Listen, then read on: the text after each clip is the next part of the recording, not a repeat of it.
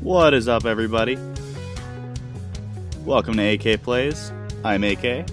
Let's play.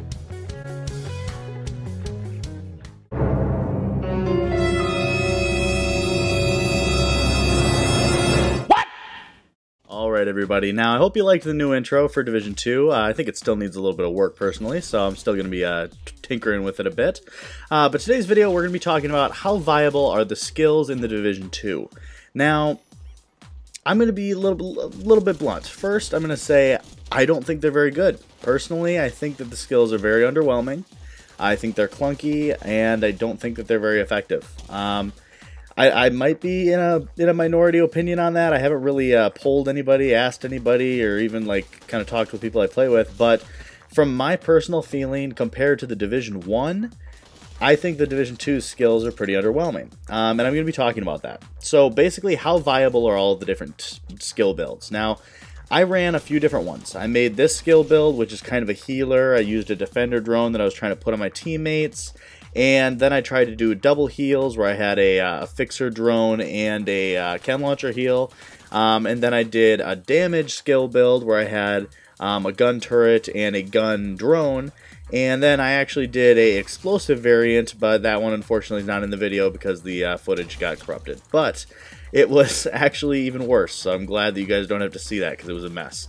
But basically I'm going to talk about how viable are all of these skills, the ways that I was doing them, and why they don't work. So if it's not clear enough, yes, they don't work. It is not effective. It is not a good strategy to be a skill build in this game. Now, before you jump into the comments section and say, but AK, you can do DPS skill builds in this game very easily. There are great talents that allow you to have a few electronics rolls and then maintain a good amount of DPS. And yes, if you want to do that, then more power to you. It's definitely effective and it works.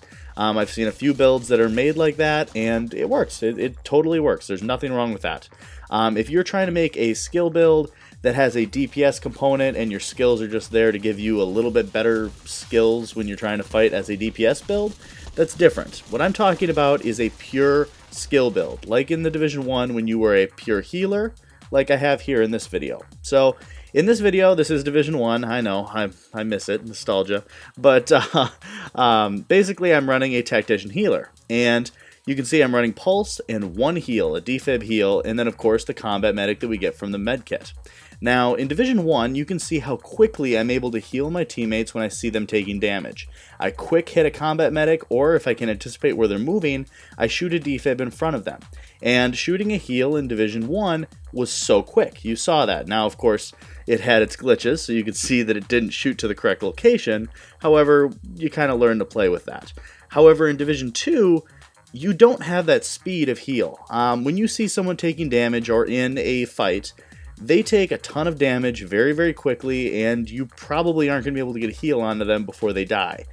Because the time to kill is so quick, the heals are pretty ineffective and not that large, not that helpful. They have a lot of issues. And yes, I know that you can get radius mods on the chem launcher, and I know that you can up its heal rate and things like that, and its duration. But it still doesn't feel that good. I mean, in this game, you can see that I can take players that are basically at no health, shoot an accurate heal quickly, get it on them, and get him into almost full overheal. And it was wonderful. I loved Division 1's healer. I loved being a healer in Division 1. I played as healer for probably an entire update, if I was to accumulate all the time that I did it. It was a lot of fun. It was a role that I enjoyed, and I thought that it was very helpful to the teams that I was on.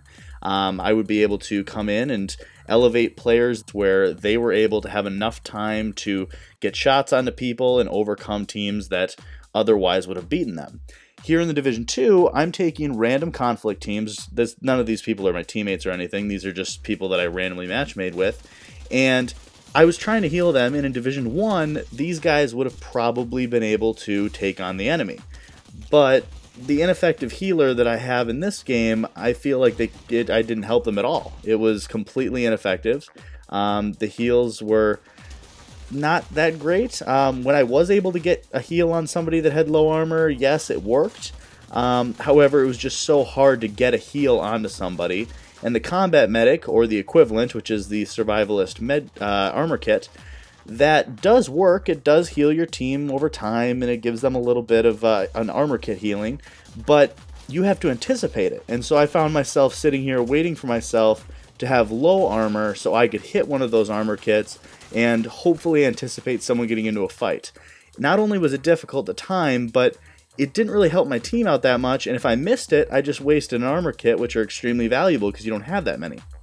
I'm showing Division 1 footage again here, just to show you the speed of the healing, because you can literally shoot a heal out in front of somebody, and it's just instantaneous, shot in front of them, easy, smooth, clean. And it was nice. I liked it a lot. Now, for PC players, I understand that the update that just happened for the Chem Launcher made things easier for you. It was a quality of life update.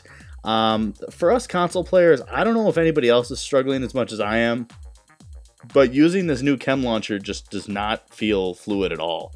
I find myself accidentally putting it away, pulling it out when I don't want to, shooting it too far, shooting it too slowly, shooting it inaccurately. So I found myself trying to switch into other things. It was really, really bad. But basically, I feel like I'm ranting a little bit, so I'll try to summarize the healer part.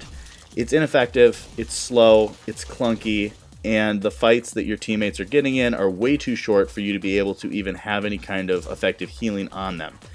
Yes, you can survive if you're in your own heal, as you see here, where I'm just kind of doing a light movement while I'm in my heal. Yes, it keeps me alive. Your heals are strong-ish, but the build I have actually is like good healing rate on this Chem Launcher heal. It's just that it normally is hard enough to get on yourself, let alone getting your teammates, and it just really doesn't end up being that effective. Now, on to using the damage skills. Now, this one I have a turret and a damage drone, the gun turret drone, and they have damage mods on them. They have everything you could ever dream of, and they have skill power and cooldown reduction, everything you could do. I made a legitimate skill build, and I found that that was really the only kill I got was with that drone when the guy was at low health. Other than that, basically the gun turret and the drone are mostly an irritant. It doesn't actually kill anyone, but it definitely annoys people and forces them into cover.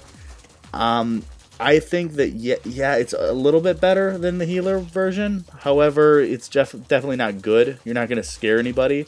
If you remember Division 1, if you had a skill build who was running, like, say, a sticky bomb, you wouldn't say, uh-oh, there's an annoying sticky bomb. You'd be like, oh, gosh, there's a sticky bomber. Focus that guy. In this game, if you're a skill build and you have a damage skill, like these gun turrets and the gun drone, you don't elicit that reaction. You get more of a, oh, there's a dude with an annoying turret. So it's not quite as effective, and I find that to be a little bit of a shame. I like skill builds. I think they're cool. I think they're fun, and there's so much variety in Division 1 skill builds.